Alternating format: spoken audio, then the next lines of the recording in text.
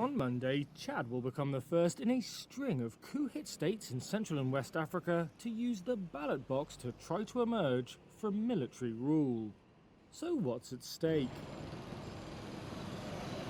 This is an election that Chad's Western allies will be watching closely, in a region hit by militant violence and where Russia is pushing for influence.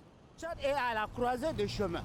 Chad is at a crossroads. Deux superpuissances. Two superpowers are making the Chadian people dance in two volcanoes. Danser le peuple tchadien dans les deux volcans. Vincent Payang is a teacher in the capital Djamena. We know that in our prayers it is only God who changes times and circumstances.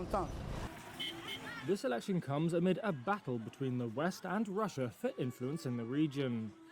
Following coups in Chad's neighbour Niger, as well as Burkina Faso and Mali, the new juntas told traditional allies such as France and other Western powers to leave, and instead turned towards Moscow. Chad is now the last Sahel country with a substantial French military presence. Underscoring Chad's position, Mahamat Idriss Déby, who adopted the title of interim president after seizing power, met with French President Emmanuel Macron in Paris last year and in January with Russian President Vladimir Putin in Moscow. Analysts say regional and Western powers will be pushing for stability and to shore up their positions in the country. But Ulf Lessing, head of the Sahel program at the Konrad Adenauer Foundation, said Chad is an extremely complicated and very fragile place.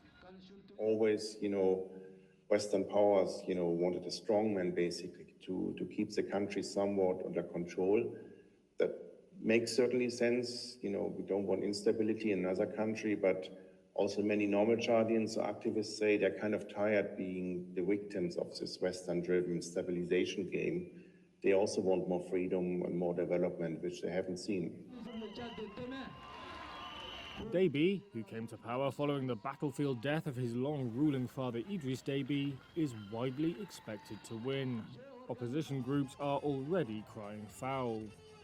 That's against a backdrop of increasing concerns over human rights in what is one of the poorest countries in the world.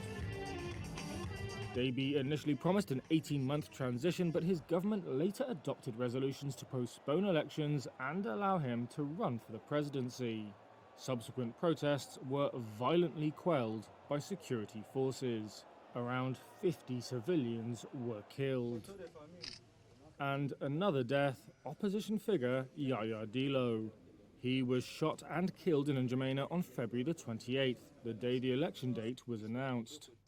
The opposition has called Dillo's death an assassination, and forensic experts have said he was likely shot at point-blank range. Chadian authorities said he was killed during an exchange of fire with security forces who had been sent to detain him for alleged involvement in clashes. Some opposition parties and civil society groups have called for a boycott of the vote. They say Déby and his allies control the main institutions of power and could influence the process. Others say a boycott would amount to surrender.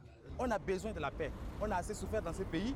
For Gali Dubai, an unemployed man in Djamena, what Chad needs is peace. And for him, that means change. We've suffered in this country, he says. Chadian youth are suffering. I swear to God, this election has to be transparent.